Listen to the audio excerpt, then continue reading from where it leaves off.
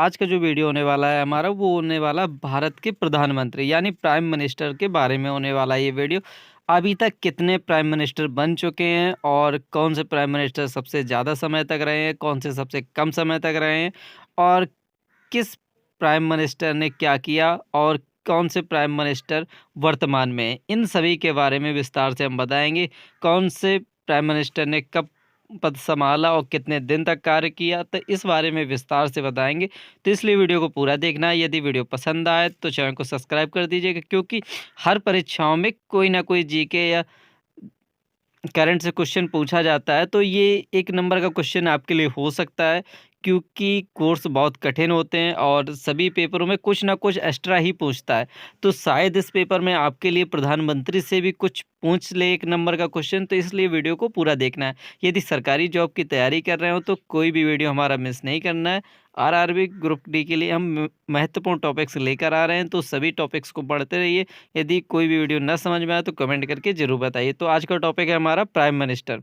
तो prime minister कौन से अनुच्छेद में आता है? भारतीय संविधान में प्रधानमंत्री का उल्लेख अनुच्छेद 74, 75, 78 और 366 में है। तो आपसे पूछ देगा प्रधानमंत्री का उल्लेख अनुच्छेद जो संविधान का है उसमें संविधान के किस अनुच्छेद में दिया गया है प्रधानमंत्री के बारे में? तो संविधान के 74वें, 75वें, 78वें और 366 में दिया गया है।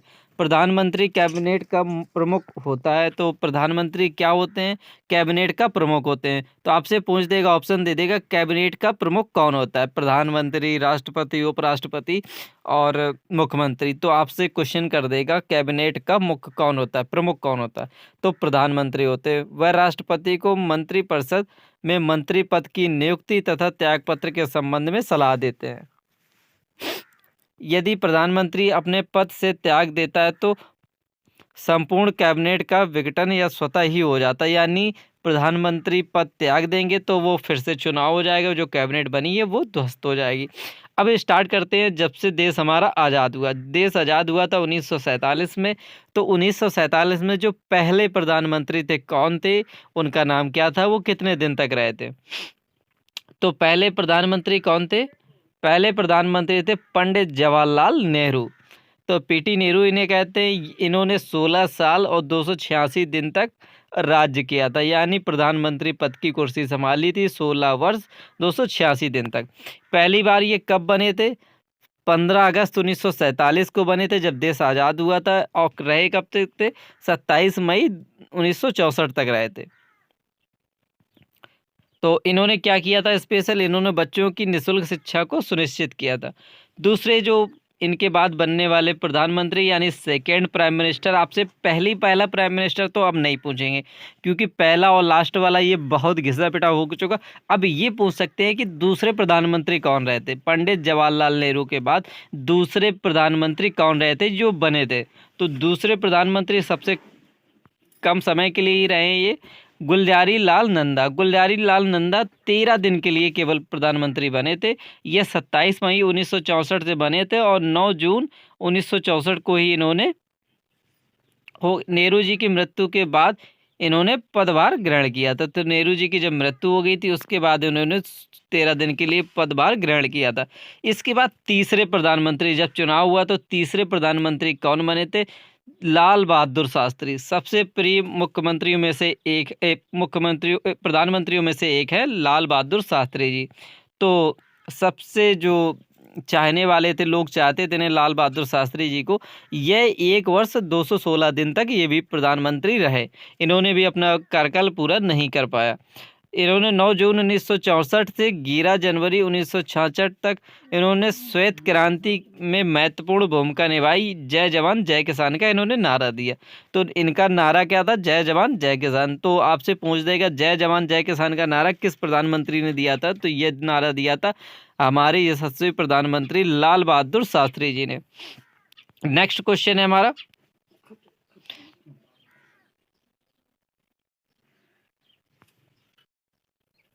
एक बार फिर से गुलजारी लाल नंदा जी बने थे। गुलजारी लाल नंदा जी फिर से 13 दिनों के लिए प्रधानमंत्री बनाए गए थे। 11 जनवरी 1966 से 24 जनवरी 1966 तक। तो ये 2 बार 13-13 दिन के लिए प्रधानमंत्री बन चुके हैं। इसके बाद जब फिर से चुनाव हुए तो बनी हमारी इंदिरा गांधी, जो हिटलर के नाम से भी प्रसिद्ध है। इंदिरा गांधी जी, इन्होंने 11 वर्ष 59 दिन की सरकार चलाई, यानी प्रधानमंत्री पद ग्रहण किया इन्होंने 11 वर्ष 59 दिन तक। इन्होंने बनी कब थी ये? 24 जनवरी 1966 से 24 मार्च 1977 तक, और ये 3 बार प्रधानमंत्री बनी थी। तो इंदिरा गांधी कितनी बार प्रधानमंत्री बनी थी? 3 बार बनी थी। 3 बार प्रधानमंत्री कौन कौन बन चुके हैं? 3 बार बने थे। पहले पंडित नेहरू, पंडित जवाहरलाल नेहरू, इंदिरा गांधी, और अब जो वर्तमान में चल रहे हैं नरेंद्र मोदी। ये 3-3 बार प्रधानमंत्री बन चुके हैं। तो इन्होंने कौन कौन सी क्रांति या क्या अच्छा किया था तो भारत के लिए? पहले हरित क्रांति लाई थी, फिर लाई थी भारत की पाक पर विजय। इन्होंने 2 अच्छे काम किए थे। मोरारजी देसाई। अब आते हैं 6वें नंबर के प्रधानमंत्री। तो 6वें नंबर के जो प्रधानमंत्री बने थे वो 2 वर्ष 126 दिन के लिए बने। ये भी सरकार पूरी नहीं चल पाई थी, ये 2 वर्ष 126 दिन के लिए केवल बन पाए थे। इन्होंने 24 मार्च 1977 से लेकर 28 जुलाई 1979 तक प्रथम गैर कांग्रेसी प्रधानमंत्री बने थे। अब तक जो थे 1 से 5 नंबर तक के केवल कांग्रेस के ही प्रत्याशी बन रहे थे प्रधानमंत्री। यह एक जो पहले जो कांग्रेस से हटके थे यानी दूसरी पार्टियों से थे, वो मोरारजी देसाई थे। इन्होंने कई पार्टियों ने मिलकर एक सरकार बनाई थी, वो 2 साल 126 दिन तक चली थी, जिसके मुख्य थे मोरारजी देसाई। मोरारजी देसाई 24 मार्च 1970 से 28 जुलाई 1979 तक एक गैर कांग्रेसी प्रधानमंत्री रहे थे। आपसे पूछ सकता है 1 से 5-6 नंबर तक कौन से ऐसे प्रधानमंत्री हैं जो पहली बार गैर कांग्रेसी प्रधानमंत्री बने थे? यानी भारत के प्रधानमंत्री के कार्यकाल में ऐसे कौन से प्रधानमंत्री हैं जो पहली बार गैर कांग्रेसी प्रधानमंत्री बने थे? तो मोरारजी देसाई बने थे। वो कब बने थे? 24 मार्च 1977 को बने थे। इसके बाद 7वां नंबर आता है चौधरी चरण सिंह जी का। आपने सबने नाम सुना होगा, यूपी से आते हैं चौधरी चरण सिंह जी का। इन्होंने 170 दिन तक सरकार चलाई थी, यानी इन्होंने इनका भी कार्यकाल छोटा ही रहा, यानी पूर्ण कार्यकाल नहीं हुआ। चौधरी चरण सिंह ने 170 दिन तक सरकार चलाई। 28 जुलाई 1979 से 14 जनवरी 1980 तक इन्होंने कार्य किया। इनका जो मुख्य कार्य था भूमि रिफॉर्म। तो क्या था इनका मुख्य कार्य? भूमि रिफॉर्म। इसके बाद आता है हमारा इंदिरा गांधी। तो इंदिरा गांधी फिर से बनी थी। ये 4 साल 291 दिन तक रही थी। तो जब ये बनी थी तो 4 साल 291 दिन तक रही थी। 14 जनवरी 1980 से लेकर 31 अक्टूबर 1984 तक ये प्रधानमंत्री रही थी। इसके बाद आता है 9वां नंबर। जब इनके देहांत के बाद राजीव गांधी ने सरकार चलाई थी। राजीव गांधी जी ने भी 5 वर्ष 32 दिन तक सरकार चलाई थी। तो इन्होंने अपना कार्यकाल पूरा किया था, एक कार्यकाल पूरा कर लिया था। 31 अक्टूबर 1984 से लेकर 1 दिसंबर 1989 तक सबसे युवा प्रधानमंत्री बने थे। तो राजीव गांधी उस समय के सबसे युवा प्रधानमंत्री बने थे और इन्होंने 5 वर्ष 32 दिन तक सरकार चलाई थी।